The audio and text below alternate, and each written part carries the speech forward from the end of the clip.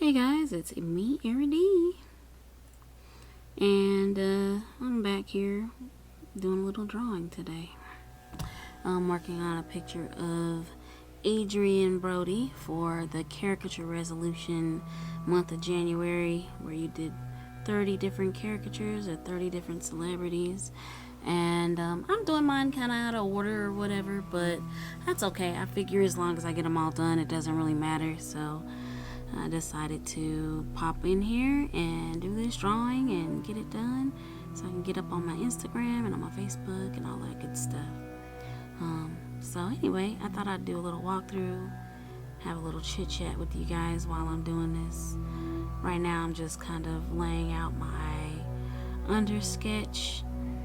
For me, with the undersketch, the idea is to basically plot the location of different facial features and plan out my exaggeration. I don't exaggerate a whole lot, but because I'm more like on the realist side, I guess you could say. But yeah, I'm just playing around with that. So, but while doing this, I also had these thoughts going through my head today. So I watched the Netflix series. I believe it's called We Are All Dead, which is basically a Korean zombie TV show. And I actually really enjoyed it. I binge watched it because I was coming home after 3 days on the road. I flew out to California to draw caricatures at a college, and today was my first day back home, and I just wanted to relax a little bit, so I sat and I watched this show. And I think the most interesting thing about the show and the conflicts in the show had a lot to do with people's emotional connections and relationships with each other. And I just thought that was very interesting because I see shows like The Walking Dead and all that stuff, and it addresses some of those things as well. But it was interesting to me that the motivation for this zombie outbreak had to do with mostly how people treated each other, bullying, and making folks, one another, I guess, feel unworthy or unloved. And it was just very interesting. So I don't want to give the entire story away, but I'll give away the basic premise, which was that a man's son was being bullied a lot in school, and he didn't know how to protect himself. So his father, who was this scientist, decided he wanted to create some sort of, I don't know, experimental thing, drug, whatever, that he could give to his son to help his son to have a lot more ability to fight back, against the people who were disrespecting him and mistreating him in school, because other people weren't doing anything about it. School wasn't doing anything about it.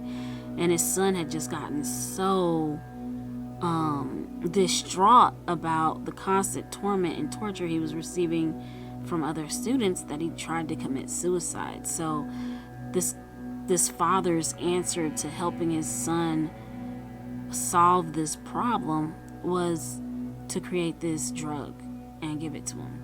And of course, everything goes wrong, and it turns into this crazy roller coaster zombie flick. So, but that wasn't just like the only thing I wanted to discuss. I think that, like, I love watching a lot of foreign films because the approach to emotions is just so different than American movies.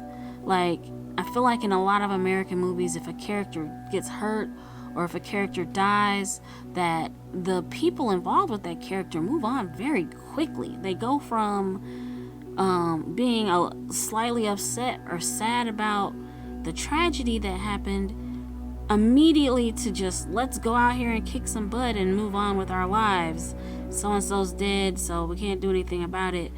And like the character involvement in the movie or the TV series, in this Korean TV series, was very different, because it's like these people were watching their friends and their family and all of that get hurt and be turned into zombies and go from being considered as human to being considered this monster or this creature. And they didn't get over it very fast. Like, they had to really emotionally digest their losses or the loss that they were experiencing in the moment.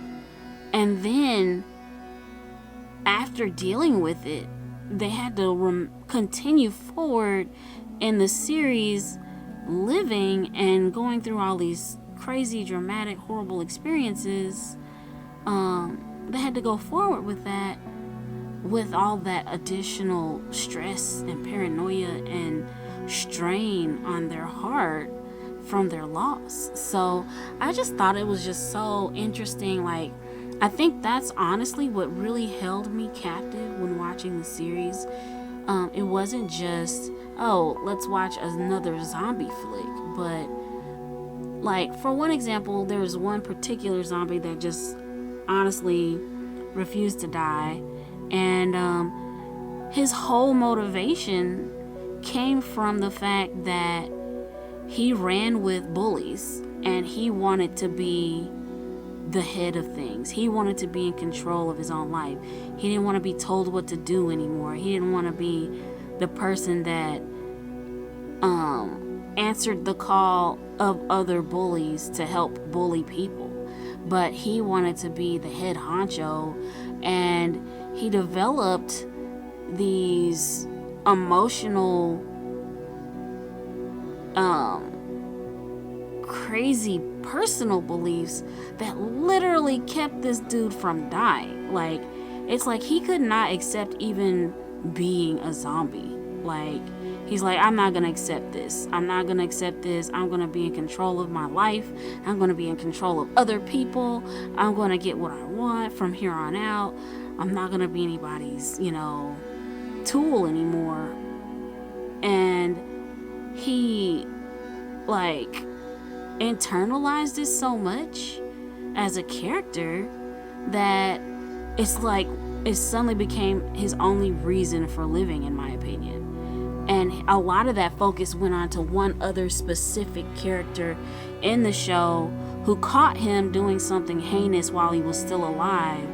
And just the idea that he could be ratted out, or that he could go to jail for it, or that people would judge him for his decision, his poor decision to do what he did, just really ate him up inside. So he consistently went after this one other character as his nemesis for the remainder of the show, because he was just like so out for just wanting his own recognition and wanting to feel accepted. And a lot of this series really hung on people's need to feel accepted by other people in order to have like a reason to live. Like, another character in the series became a zombie, but not fully also, because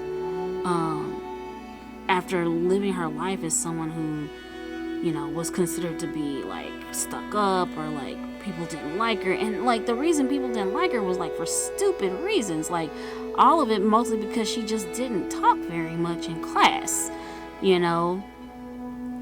and so like even for her, like not being accepted by others came down to their opinions that they developed of her without even getting to know her as a person, and all she really wanted was to have a group of friends and a group of people in her life who she felt close to and connected to.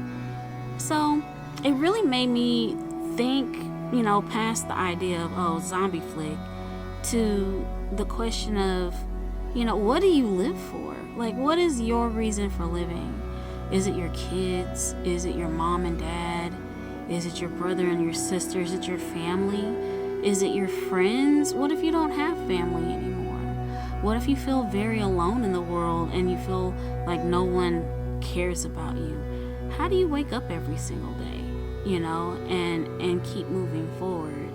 What motivates your reason for existing on this earth and for living in this life? It's a very interesting question, and I think that it's one that I would love to hear other people's opinions about what their motivations are that gets them waking up every day and doing things, gets them to go to work, gets them to study for school, gets them to, chase after their dreams. Because, they say no man is an island, right? And like, sometimes I feel like I have to be very self-motivated myself, and do things, without really knowing for sure why, or having a person that I'm doing it for, or necessarily having that sort of thing happening in my life. So I'd love to hear your opinion, and yeah, awesome. Take it easy, guys.